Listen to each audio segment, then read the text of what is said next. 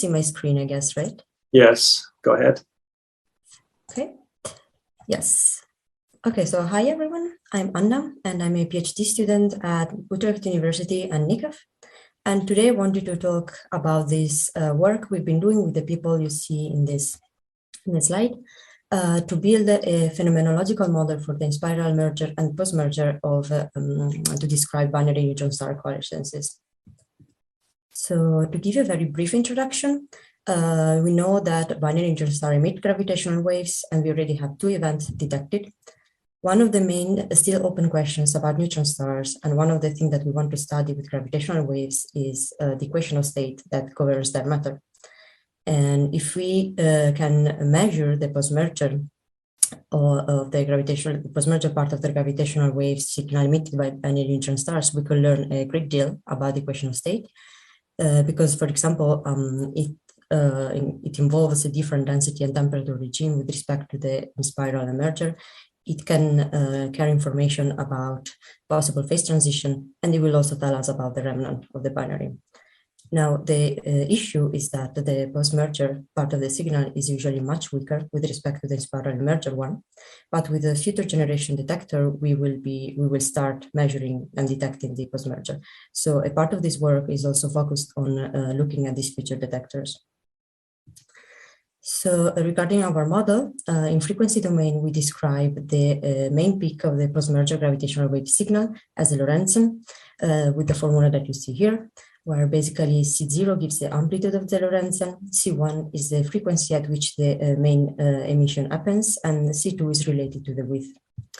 Now, we have 2 different ways in which we can treat this Lorentzian. In the first one, we use C0, C1, and C2 as free parameters, and we try to recover them in a parameter estimation analysis. The second way is to have some quasi-universal relations to describe the Lorentzian parameters. And more specifically, we have that C0 is proportional to the amplitude that given by a phenom anartidal waveform at the merger frequency.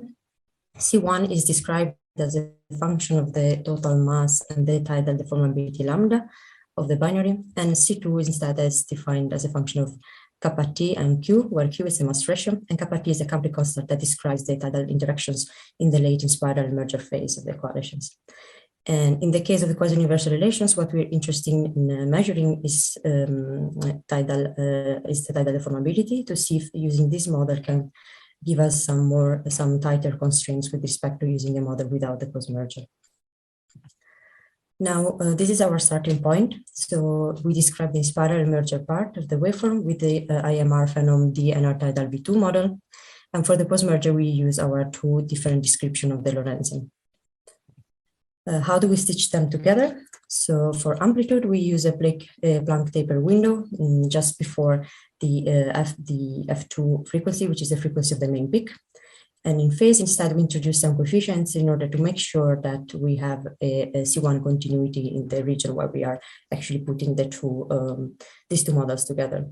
Then there are some other things that we introduce. One example is that we, in the formula, the Lorentzian formula that I showed before, we add this exponential factor here, which is needed to reduce the contribution of the Lorentzian model to the merger and pre-merger phase of the waveform. And here I don't have the time to go into the details, but basically what is the delta T here is the time of the first minimum of the waveform after the merger. And if you want to see the detail, you can see this previous work by Zhang et al. So I said we want to focus also on future detectors. So what we consider in this work are all these detectors here. So we have the True LIGOs, Virgo, we have Cabra, LIGO India, and we also took into consideration NEMO, which is a detector proposed to be built in Australia, which will have a very good sensitivity at high frequency. And we are interested in high frequency because it's where the post-merger happens. And then we also have the 3rd generation detectors like Alsen's telescope that here we assume to be in a triangular configuration, and also Cosmic Explorer. In the maps here on the left, you can see the location of all the detectors that we considered. And in this plot, I'm showing the PSDs that we use, and in particular for, we can see LIGO in red, for which we use the A-LIGO plus sensitivity, and the orange line is NEMO, and you can see how it goes to very good sensitivity at high frequencies here. In this work, we consider different networks of the detectors. In particular, we looked at LHV, and LHV plus Kagra and LIGO India, and LHV plus Kagra, LIGO India, and NEMO. And then we went to the third generation with the Einstein Telescope, a Cosmic Explorer network. Now, our final goal is to use our inspiral-merger-postmerger model to do parameter estimation analysis on the full binary interstellar signal. And so we tested this model with parameter estimation using both simulated signals and numerical relativity injections. To do that, we use a Bilby sampler, but we have very expensive runs, of course. And so to deal with that, we use the technique of relative binning. And also, small caveat, some runs are still ongoing. So we don't have all the results yet, but I will show you what we have up to now. So for numerical relativity injections, instead, we use hybrids from the SACRA database. And as I mentioned, we will look at different detector networks, but in all the runs we did, we fixed the sky, we used the same sky location because we didn't want also that variable to enter our study. So to start with, this is our best case scenario. So we did some Bilby injections with the third generation detectors network and zero noise at the distance of 68 megaparsec. And we performed the injection using our inspiral-merger-postmerger model, in which the postmerger is described as quasi-universal relations. And we recover with the same model that you see here in red, and also with the model without postmerger that you see here in green. And the model without postmerger is basically just IMR, phenom, DNR, DADAL, V2. So this plot shows the posteriors for the tidal informability recovery for three different sources. And we see that in all cases, using the postmerger model brings an improvement, especially it gives us slightly tighter constraints on lambda. Then we did very similar injections, but this time we inject and recover with using our model with the free Lorentzian parameters. And this corner plot here shows how we recover the three Lorentzian parameters. And we see that we can recover them very well, especially C1, which is the parameter in which we are mainly interested, since it tells us which is the frequency at which the main postmerger peak happens. Now, so what about detectors? As I said, we are interested in seeing how they perform and compare them. So here we perform Bilby injections with injecting the quasi-universal postmerger model. And this is again with zero noise, and the plot here compares the different detectors, and we are showing the width of the 90% confidence interval on the lambda tilde posteriors. And as we see, the postmerger model brings actually an improvement, and we have the biggest improvement for the network, including NEMO, which is something that we expect because, as we said, NEMO is really optimized at high frequencies. Now, what happens if instead of zero noise, we go to Gaussian noise? So this plot shows basically the same injections as before, but this time we are using the Gaussian noise. And here we see that it seems that the postmerger model performs worse. But we still see this trend of improving the constraints of lambda tilde with the different, going to more and more sophisticated detectors, let's say. Now, the main takeaway message for us here was that we need further investigation, because it can also be that the postmerger model is performing poorly just due to a bad noise realization. So now we have this study ongoing where we use more sources, different noise realization, and we're also looking at different distances. Finally, we did this numerical relativity injection study. So we injected hybrids from the SACRA database, and here I'm showing the results for two of them.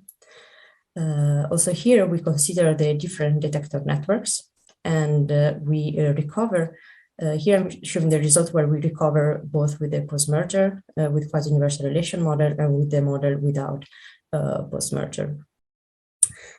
So as you can see, we have here we are already considering two different distances. So the slightly darker one, more red and green, is at 68 megaparsec, while the one more orange and blue is at 135 megaparsec.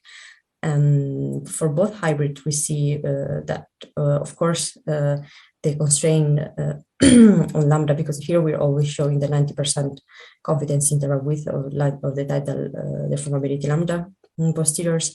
We see how it improves with distance, which we expect, of course, with SNR. And also we still see this improvement when we go to more and more advanced detectors. Unfortunately, we don't see a fixed pattern where, in the performance of the post-merger model. And here I didn't have the plot yet, but also we tried recovering with free parameters, but we can't recover them well when we inject numerical activity hybrids. So here, this is for us a clue that we need to improve our model a bit. So to conclude, we constructed an inspiral-merger and post-merger waveform model for binary neutron stars. We see that when we go from zero noise, where everything works very well, to Gaussian noise, the post-merger models has a worse performance, but we need more investigation to understand better this behavior. And this is what we're doing now, considering different sources, different distance, noise realizations, hybrids, and so on. We studied also some numerical activity injections, which showed us that we need to improve the model, because, for example, we have the quasi-universal post-merger model. The peak frequency given by our model is not always the same as the one in the numerical activity injections, given the same parameters. But we, looking at detectors, we saw that for filter generation gravitational wave detectors, we see a great improvement in the constraints of lambda tilde in our tidal deformability parameters. And we don't even need to go to third generation detectors, but already if we consider the LIGO Virgo Kagra India network, we can see a good improvement. With this,